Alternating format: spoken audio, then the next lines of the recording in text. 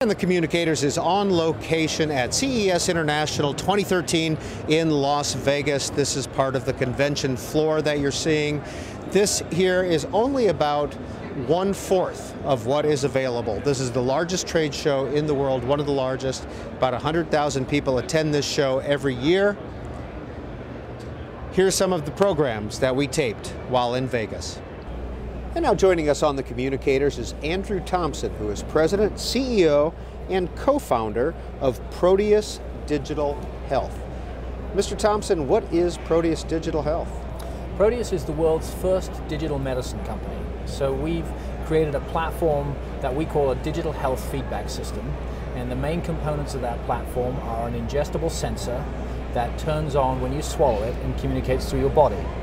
It sends information to a wearable patch that you wear on your torso that collects information about the medicines you swallow and your physiology, things like your heart rate, your respiration, your body angle, activity, sleep, temperature, quite a lot of things actually, what we call a panel of physiologic wellness metrics.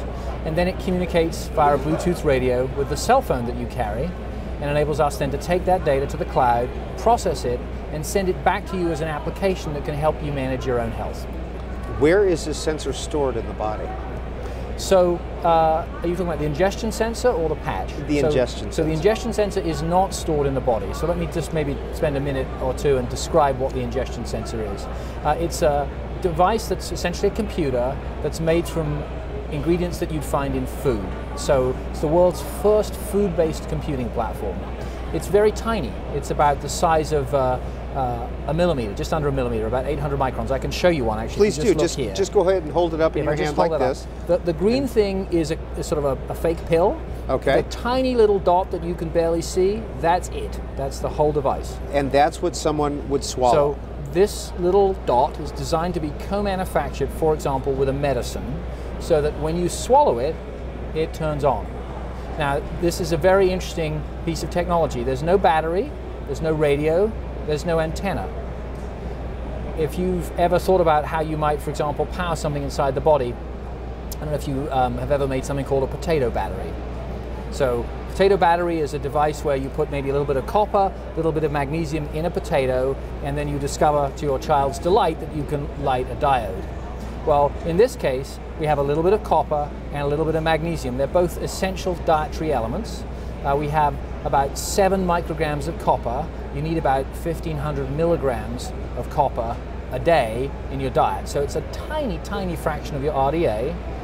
Same for the magnesium. When you swallow this device, you become the potato and you turn it on.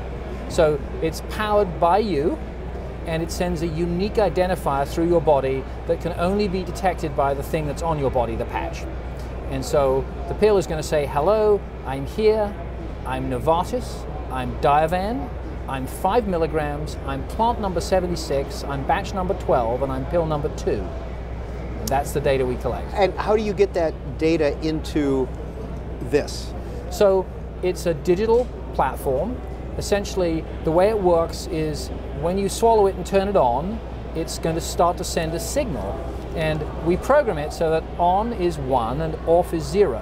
If you go on off 64 times, you've got a 64-bit string. That's the data string. Where did you come up with this idea? So we're a very lucky company. We have a whole team of incredibly smart scientists and development engineers who work with us. Probably the most important is our Chief Technology Officer, co-founder Mark Zadeblik, who is one of the first people in the field of MEMS, co-inventor of the cantilever beam microscope. And so we have a team led by Mark and others now who built this technology, and it's very much been custom designed to solve what we think is one of the most important problems in healthcare, which is how we solve the problem associated with the massive burden of chronic disease. And how does this help? So let's sort of move away from technology and go to what I call the problem statement that we started with about 10 years ago as a company. We don't have a healthcare system. We have a sick care system. If you get very sick and you go to hospital, we'll fix you. But if you have a chronic disease and you live your life in the community, you're on your own, pretty much. Okay. So we need to build a healthcare system because the disease burden we face today is all about aging, urbanization, and affluence. It's dementia, depression, diabetes, and these are global problems. They're everywhere. So if you're going to design a healthcare system, what's it going to look like? Well, point number one, it must connect to the mobile internet. Mobile internet is the most important utility on the planet. It's more available than water or electricity. There are nearly 6 billion people with a mobile phone. Point number one, it's going to connect to the mobile internet. Point number two, it has to serve the largest group of healthcare workers in the world, and that's not doctors and nurses. They're outnumbered 10 to 1 by informal family carers. That's you and me caring for our parents, our kids, our brothers and our sisters. So that's the group you have to address, so it's really about consumers. And number three, the number one engagement transaction for consumers with their own health that they do every day, that they think and they believe and they know maybe is going to keep them well, is to swallow their daily pill. And so if you think about these massive digital transitions that have occurred in financial services, in retail, in commerce, the key is to find a transaction that consumers already engage in that is something they want or need to do. So just like in financial services, you digitized banking by having people pay their bills and trade their stocks online. You're going to digitize healthcare by having people swallow their medicines and see that data show up on their cell phone. How big is the patch? Where does one wear one? So I'm wearing one right now. It's just here. It's about 2.5 inches by about 1.5 inches. It looks like a little Band-Aid. It is basically a Band-Aid. It has some very nice custom electronics inside it that basically give you medical grade data in what looks and feels like a consumer product. Is it a permanent patch or is it? No, it's disposable. You've designed to wear it for about a week. It's fully waterproof. You can swim in it, you can shower in it, you can run a race in it. It's a very nice device. It's designed to fit in with your daily life. And one of the things I'd share with you here is that we built a team at Proteus that was very conscious about building a consumer-centric, very desirable product. So we hired the leader of connected healthcare from a leading design firm called IDEO to help us do human-centered design. And we don't just focus on wearability, we focus on wantability. Andrew Thompson, what does the word Proteus mean? It means a Greek god, and you could go look that up and figure out what a Greek god is. It also happens to be the name of the submarine in a movie called The Incredible Voyage, and that's how the name got picked for our company. What's your background? I'm an engineer. I grew up in England. I went to Cambridge University. I came to Silicon Valley after a couple of years working for a large management consulting firm, went to Stanford Business School and started to become involved in entrepreneurial activity in the Valley. I've been an entrepreneur for 22, 23 years, building technology-based healthcare companies. And why the focus on healthcare? What's your personal interest? Why did you take that time? I'm a very mission and purpose-driven human being, and I want to be doing something that can have really important social impact. And when I'm building an organization, that's what I want people to focus on. So I personally and our company are tremendously focused on the enormous positive social and economic impact we can bring to solving this huge problem associated with changing the way in which many, many more people can get access to healthcare. What I say in our company, we have a vision statement, and our vision statement for the company builds on something that Aneurin Bevan said in 1948 when he founded the National Health Service. He said, we want healthcare for everyone. And that was a great idea. And I want something a little bit more ambitious. I want healthcare for everyone, everywhere. And the reason we'll be able to do that is because everyone will have a smartphone. Mr. Thompson, you began in Silicon Valley, or you became a venture capitalist at some point, correct? That's right, yes. Are there any companies, healthcare companies or products out there that you invested in early that are on the market today that we might be familiar with? Yes, so one of the very first companies that I helped start is a company called Cardiorhythm, was acquired by a company now called Medtronic, which is the world's largest medical device company. This company, Cardiorhythm, pioneered minimally invasive surgical techniques for the treatment of rapid heart rhythms. We replaced open heart, open chest procedures with procedures that went through veins in the arm and the groin. And now it's standard of care, and if you've had a Wolff-Parkinson-White arrhythmia treatment, then that was likely done with a product developed by Medtronic Cardiorhythm. What's the regulatory path like for a product like this? So that's a great question, and one of the things I want to take the opportunity to say here is how terrifically collaborative the US FDA and the European Medicines Agency have been in working with us. What you're holding there is a cleared product by the US FDA. It's approved by the EMA, so these products are ready to go to market. This isn't some future tech thing that may happen in a few years' time. It's been tested for thousands of days in hundreds of people. It has an incredibly positive safety profile. It's very, very accurate. If you swallow a digital medicine, our evidence suggests that we will detect it 99.5% of the time and identify it down to the individual pill with 100% accuracy. Where are these manufactured? So we have a manufacturing plant in Hayward, in California, and it's fully built. We're in the process of driving automation in that facility, but the goal here is to be able to make billions of these products in that facility. Billions in that one facility? That's correct. And when do you plan on, you said it's almost ready for market. What would this cost somebody? So that's an interesting question, and one that I'm going to dance around a little bit. You're not going to answer. Well, because the answer is cost is what it cost me to make. How would I sell that to someone? And the answer is there's a lot of different ways to think about the business model that you would deploy here. I'm going to give you, I think, a more general framing idea, which is that many people think that pharmaceuticals are very expensive products, and in some cases they are. However, they represent only 10% of the total spend on healthcare. And the real opportunity here is not to spend more or less on pharmaceuticals, it's to have them do their job, which is to keep you out of hospital so we don't spend the other 90%. So the pricing models all have to be built around our ability to save the system money. Do you need Medicare, Medicaid approval for this product to make it really successful? No. I think that it's not the job of Medicare or Medicaid to approve things. It's their job to pay for things. And right. So, look, we have clearances that enable us to go to market.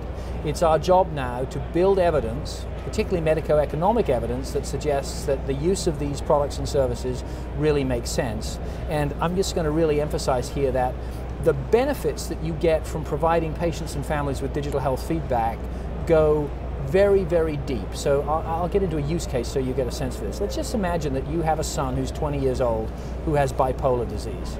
If that was the case, and he's going to college, you'd be a worried guy. You'd be a worried dad. And you'd know that he needs to be on his atypical antipsychotic every day. And you'd probably know that you have to be careful about his sleep patterns, because if he's up all night, that's mania, and if he's sleeping all day, that's depression. And you might want to know something about whether he's talking to his friends. And you could measure that using his phone, because you can index talking, texting, and moving. If you had an application on your computer or your mobile device that enabled you to see, okay, my son is on drug, he's sleeping okay, and he's socializing, you'd be a happy guy. Now, that's nice, but actually for your son, it's even nicer, because what that gives him back is his relationship with his dad, because you would stop being the drug police. So these are very powerful systems, and when we do the debrief with patients and their families who've been experiencing our products, then you get very strong emotional responses. So an old lady who's got heart failure will say, "This makes me feel safe." And if you're a TB patient who would otherwise have to go to a clinic so someone can watch you take your pills, but instead you could be watched over the internet, you would say, "This gives me dignity." So there's a lot of emotional benefit associated with people taking control of their own health situation, being able to appropriately use their medicines and enable them to do the job for which they're designed. And the way we talk about this is designing a health system powered by you, literally and figuratively, as opposed to being powered by them. Andrew Thompson of Proteus Digital, when you think about the growth in healthcare technology, what are your general thoughts? I think one of the most important lessons we can learn, particularly at a show like CES, is the definition of the word innovation. What we see at a show like this is innovation being delivered so that products get better, cheaper, and more plentiful every year. In the world of healthcare, we've built a business model in which innovation is defined as getting better, but more expensive and less available every year. That can't stand. And the job of healthcare innovators going forward is to embrace the idea that the purpose of innovation is to make things better and cheaper and more available for everybody, everywhere, not just for rich people. One of the conversations we have in Washington, or have been having the last couple of years, is about electronic medical records and privacy issues. What are your thoughts? Well, it's a good point. It's a very bad place to start in terms of thinking about the digital journey in healthcare, and you'll notice that there's two big companies that tried to do that, Microsoft and Google, who haven't necessarily managed to get a lot of traction. Now, the problem here is not that that's not a good idea, but let's use an analogy and go back to financial services. I don't think we would have been successful in changing consumer behavior around financial services if we digitized their bank statements, because people don't go look at their bank statement every day. Most people don't look at it ever. What we did was to digitize the engagement transactions that people do every day, pay bills, trade stocks. Now, at that point, once you turn that digital hinge, you can go a lot of places. So, electronic health records will come, but they aren't the hinge. They are in the space and will emerge once we've figured out the reasons why people will shift their behavior. And by the way, this is a very major trend. It's a shift from the 20th to the 21st century. 20th century, everything is about buildings, people, and products. So you go to a bookstore, you see a clock, and you find a book. In the 21st century, it's about software, services, and mobile platforms. So you go to your tablet, you fiddle with a piece of software, and you download content. There's no building, there's no person, there's no product. It creates a radical shift in availability, price, productivity, all kinds of really good things. Those are things we need in healthcare, and we know it's going to happen. It's only a question of when, and what the important engagement transactions will be that cause that shift to occur. Have you addressed privacy concerns when it comes to this? So privacy is a very big issue. It's going to be an issue for us for a very long time, but the way that we frame it is to say, many people thought that privacy would be a big issue in financial services. I wonder how many people watching this show use a credit card. Many people thought that privacy would be a big issue when it came to, for example, certain types of activities on the internet. How many people watching this show use Google? So privacy is a very big issue, but what we've learned about privacy is that if you can provide sufficient benefits, then people are willing to make trades or take certain risks. Now, as a company, we have to be very, very careful about managing, mitigating, and reducing those risks. But we know, clearly, based on precedent, that that can be done. This product, this digital pill, as you say, would you sell it to the drug companies to insert in their medication? How does that work? So I want to step back. We don't have a product that's a digital pill. What we have is the world's first, and so far only, FDA-cleared ingestion sensor that enables a platform called a digital health feedback system. So one way to think about this is to say a song to Apple is a drug to Proteus. We're making something into digital content. Apple took a library of music, they made it more relevant, much more personal, highly customizable, much more affordable as well, by the way. So drugs are nice, but they're part of the 21st century because they're a product. What's really important here is what's going to happen in the 21st century, which is that these things that we swallow will create data, and off that data we'll have analytics, and those analytics will drive services, and that's what will be the product. So it's transformational, and we are delighted to work with pharmaceutical companies, but the whole idea here is to build a very, very different category in the healthcare industry, which is about digital health feedback, the combination of the medicines you use to stay well with your measured behaviors and feedback that can be turned into actionable information, games, and motivation that can keep you well and make you better. Andrew Thompson, are there other products coming from Proteus? So this is a big platform. How long, first of all, how long have you been working on this sensor? So this sensor has taken us, if you look at development time through FDA clearance, something like 8 years. 8 years. Mm-hmm. Another product coming out, or a related product? We have a very extensible platform. So the platform itself now is being turned into a series of products. There's a product that's designed, for example, for use by older folks living at home, managing medicines and activities of daily life. It's platform we call Helios. That's coming very soon to the market in Europe and then in the US. We're working on platforms in mental health, in transplant therapy, so a whole series of new initiatives that will take this technology and to build it into specific therapeutic categories. Andrew Thompson is the president, CEO, and co-founder of Proteus Digital Health, and he's been our guest on the Communicators here in Las Vegas. And CES International is held every year in Las Vegas. It's one of the largest trade shows in the world. About 100,000 people attend this every year. It's focused on technology. The Communicators is here doing interviews and looking at some of the new technology. Here's some more of our programming.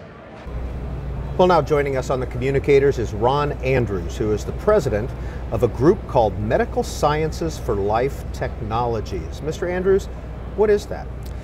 Well, Life Technologies is one of the world's top life science tool companies and has aggregated over the last 10 years companies that do everything from cell biology all the way to genomics. And as a supplier to the research community, academic research as well as pharmaceutical research community, they've had a great prowess and a great run at really helping these researchers do some amazing things in diseases, in agriculture. My job in medical sciences is to take the aggregation, or is to take the expansive portfolio and really aggregate it and focus it towards some of the world's most complex diseases, like obviously cancer, inherited diseases, neurological disorders like Alzheimer's and Parkinson's. And so my team within Life, we really start with the lens of the patient and look back up the value chain and understand all the components of a person or one of the players in that healthcare value chain and what they need to help make that patient event a better outcome. And we call it the patient moment. When that patient walks in and meets with their physician, that moment when they find out they've got cancer, all kinds of emotions and questions really flow through their mind. And our job is really to make sure that we use all our technology, all our testing technology to map these cancers and to really understand how these cancers are actually being created within the body. And we transfer that into informatics that go right into the physician so they can actually, with an iPad, work right there with that patient and coach them through their cancer and the treatment protocols they're going to use, and really give them knowledge that helps them both be real about their disease but also hope, because most of the cancers that we see today are treatable, and clearly cancer is becoming more and more a chronic disease. Mr. Andrews, you refer to yourself as a supplier to researchers. Right. What does that mean? Well, we make instruments and what we call reagents, chemicals that actually get used by researchers to do discovery in cancer, in agriculture. So, for instance, in cancer, in a pharmaceutical company, they would be looking for a genomic signature, a genetic signature of a patient, so that they can see, will their drug apply to that patient. And so we supply them with instruments and with technology, basically, that helps them do their research and do their discovery. And so obviously with that comes a great responsibility as a corporation to be on the cutting edge of technology. And we at Life, last year at the show, is a great opportunity to introduce a game-changing product called the Ion Torrent, which is a gene chip that will allow us to actually map the genome. And for us in disease, it allows us to take diseases like cancer, pull the DNA of those cancer cells out and do a full genomic map of it, which really tells us how that cancer is actually being created within the cell and ultimately turns into a tumor in the body. Well, what are we looking at here? So this is a microchip. It's basically a normal chip technology that has been utilized and configured to create wells. And so on this are millions of wells, and in those wells are little beads. And on the beads, we have attached antibodies that actually connect to specific pieces of the DNA code. And so when they connect, it creates a signal and it reports out an electrical ion comes out. That's one called the ion torrent. And this electrical current comes out and we can read it. And it allows us to sequence the human genome with each well. Where is this connected? Where is this placed? Right. So there's an instrument called the Ion Torrent that is actually a potentiometer. So it's a little desktop box. You open it up, you put this in there, and then the reaction takes place. All the chemistry is really right here on this chip. And the instrument then reads the chip, reads the potentiometric readout, reports that out into a very, very sophisticated computer, which has very sophisticated software that allows us to take the terabytes of data that will come off of this and actually make it into some information that means something to a doctor. Where are those manufactured? The chips are manufactured at some of the largest chip manufacturers around the world in Asia, and what we do is we obviously bring the chip itself here, and then the final chemistry component is manufactured here in the United States at Life Technologies. And where are you headquartered? We're headquartered in Carlsbad, California, Southern California, but we have facilities all over the world. We're truly a global company, $3.8 billion life science tool company. We are a public company, Life, on NASDAQ. So, Ron Andrews, being here at CES, there's seems to be an exponential growth in health technologies. Right. What's the future hold for technology in health? What do you see? You know, I think we're really at an inflection point. You know, Malcolm Gladwell calls it the tipping point. We've had all these incremental, amazing changes over the last 5 years, and now we're really poised to really make some great leaps in these complex diseases. Our understanding of cancer, for instance, has really, the last 5 years has dwarfed the last 25, and the next 10 years will really take us into some amazing advances, like the ability to take a tumor biopsy and using these digital chips, sequence that, identify the unique signature, every cancer is unique to that patient, and then we'll be able to monitor in the blood that signature. So when we treat the cancer, we'll then be able to come back and look for significant signal changes out of the blood. So a patient today gets treated, they come back, you know, a year later for a PET scan, we got metastatic events and the patient doesn't live. Now we'll be able to draw blood once a month, monitor for those events, and we'll be able to catch them before they reoccur, and we'll be able to monitor them using these chip technologies so that we can then add the appropriate therapeutics and stop the cancer before it starts again. In your keynote speech here at CES International in Las Vegas, you were quoted as saying, "We are rapidly making progress to ultimately create the Google map of the cell." Right. What does that mean? Well, cancer starts like this. If you can imagine a LA highway, right, and you imagine a blueprint being developed at a downtown Los Angeles architectural firm and manufacturing being out in beautiful Laguna Beach. And that courier gets the blueprint, hops on the highway, it can go down the 5 and hit the 133, it can go over and hit the 405, go out and hit Highway 1. And of course, if there's LA traffic, you don't have to worry about ever getting cancer, right? Because the blueprint has to get to manufacturing to get the cancer proteins made. So the Google map of the cell is really being able to look at a Google map and take that example of an LA highway system and put it on top of the cell. The DNA is in the nucleus. That's where the blueprint of the cancer is. The courier is what we call RNA. And then RNA follows protein highway systems to get to a component of the cell called the ribosome, which makes these bad proteins. And so right after the Human Genome Project, pharmaceutical companies and diagnostic companies began to come together and begin to understand the blueprint's difficult to down-regulate, it's difficult to change the blueprint. But what we can do and do very effectively is monitor these pathways, this highway system, because the drug companies are very adept at putting together drugs that stop and block a highway system. So if we in diagnostics can present the Google map of the cell to you, Peter, as a doctor, you can look at that and you can see where the courier is, and you can get a drug to stop the courier's progress. So they never make it to the ribosome, never creates a bad cancer protein.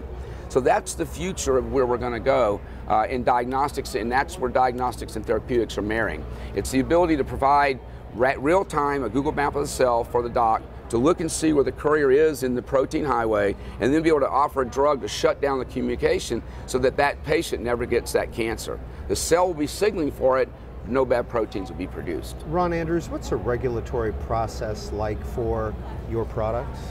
You know, we have obviously are governed by the FDA when we go to market in a clinical setting.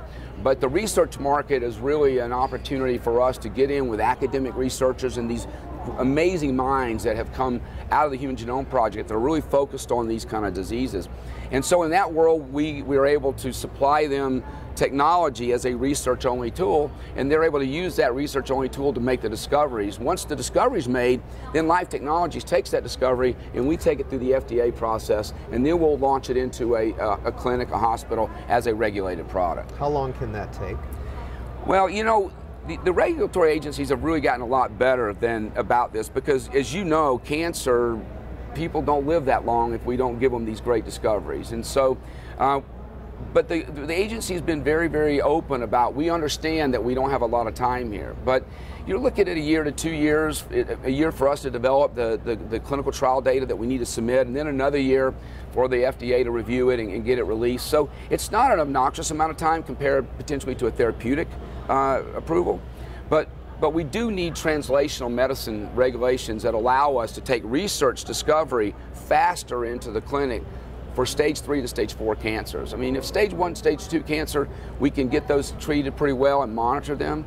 Stage 3 and 4, it's almost a Hail Mary at some point, and we're trying to do something for that patient, and that's when we need to pull these discoveries out of research and more rapidly move them into the clinic. Is it expensive, the regulatory process? It is expensive, and so, but it's expensive because we, you know, the FDA and agencies like that around the world, their job is for patient safety, and so a lot of what we have to do is run a number of samples to ensure the efficacy of our test, the efficacy of the drug with our test, and then the patient safety. So, you know, you're looking at anywhere between $3 and $5 million for a clinical trial. And then the actual data submission, and in all, you can add it up to about $10 million to submit a panel for approval. Ron Andrews is somebody who's in the medical technology field. Mm-hmm. How do you stop the pressure on medical costs?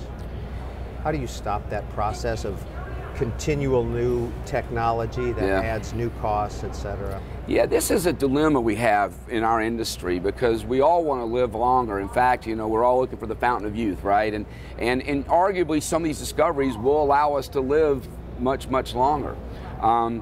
But the cost of that to healthcare and the cost to the government can become prohibitive at times. And so at Life Technologies, what we've really done is we try to focus our investments on technology that, while the technology itself may be expensive, if you look holistically at the total cost of that patient event, it significantly reduces the overall cost. And let me tell you what I mean by that.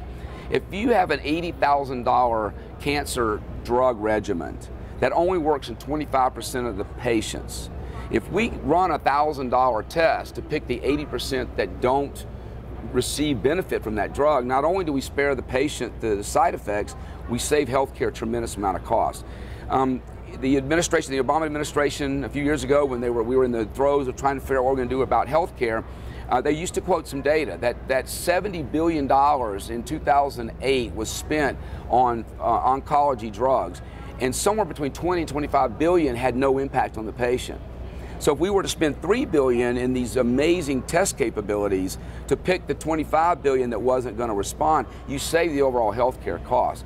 So we really are looking at these game-changing technologies to improve the overall cost of care. The beauty of these is it really is the essence of personalized medicine. And if we can more effectively take your DNA and we can identify the nuances of your specific disease and get the right treatment to you sooner, we don't practice trial and error medicine that's typically practiced in our community today. And you can read, every analyst that analyzes the healthcare community will give you numbers all over the board. But it's hundreds of billions of dollars wasted on trial and error medicine, and more specific approaches to treating disease at the individual level really will save us a tremendous amount of money. Ron Andrews of Medical Sciences for Life Technologies.